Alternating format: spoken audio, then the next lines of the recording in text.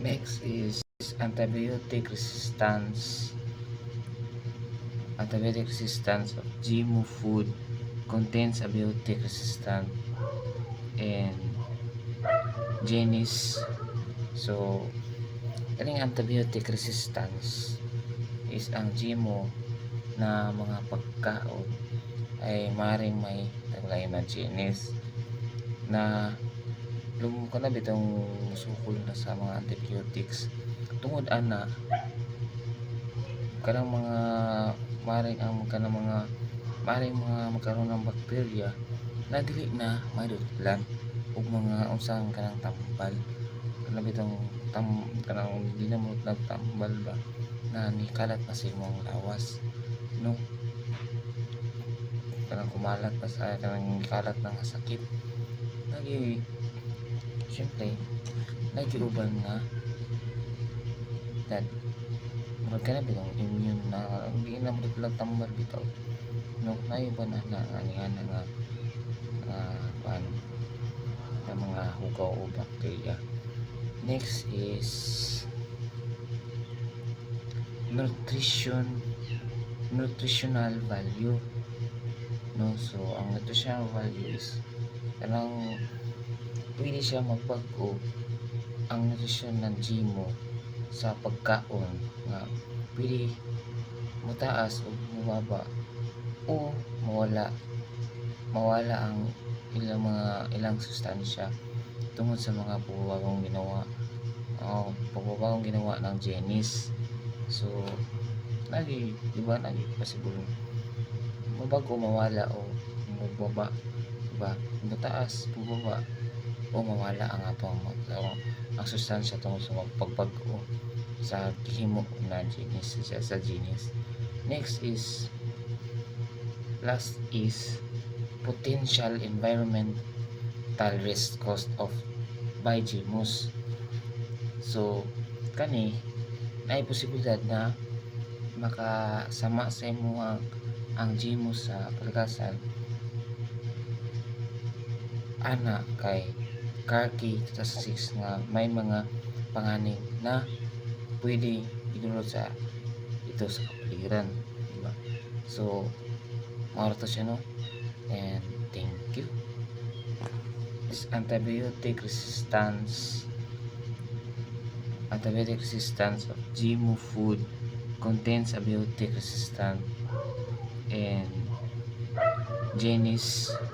So kaning antibiotic resistance is ang GMO na mga pagkaon ay maaaring may taglay na genus na ko na bitong sukol na sa mga antibiotics tungod ana kanang mga maaaring mga magkaroon ng bakterya na dili na maidutlan ug mga unsang kanang tambal kana bitong kanang di na mo nagtambal ba na nikalat pa sa imong lawas no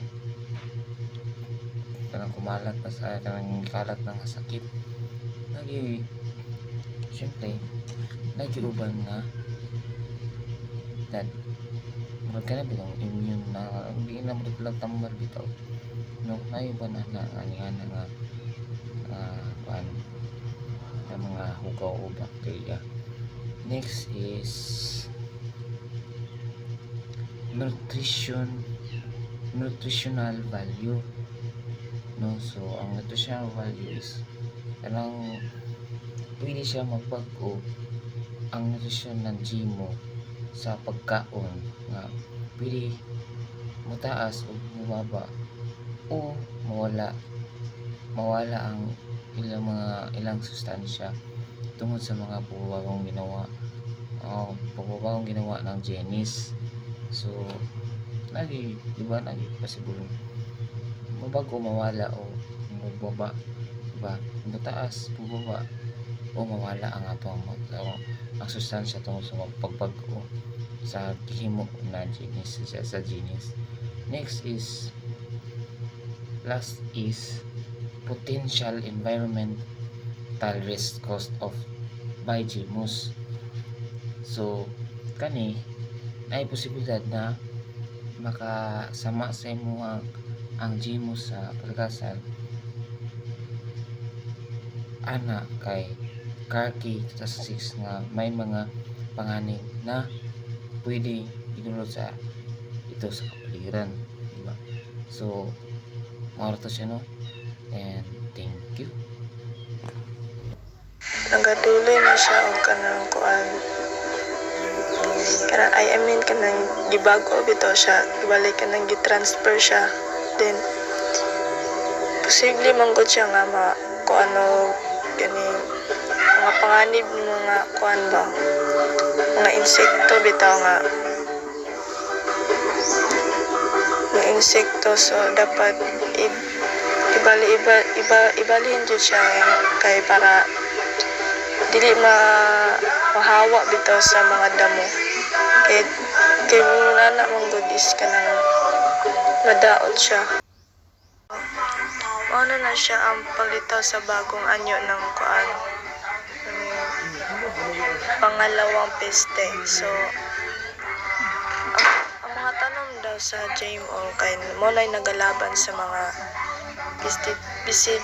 pestisidyo. So mari siyang ma-trigger kay bagong anyo sa paglaban ng peste. So pananim na mapagparaya so GMO parasite ay pwede siyang humantong sa paggamit sa mga herbicide. So mari siyang ma-trigger sa anyo ng resistensya ng damo.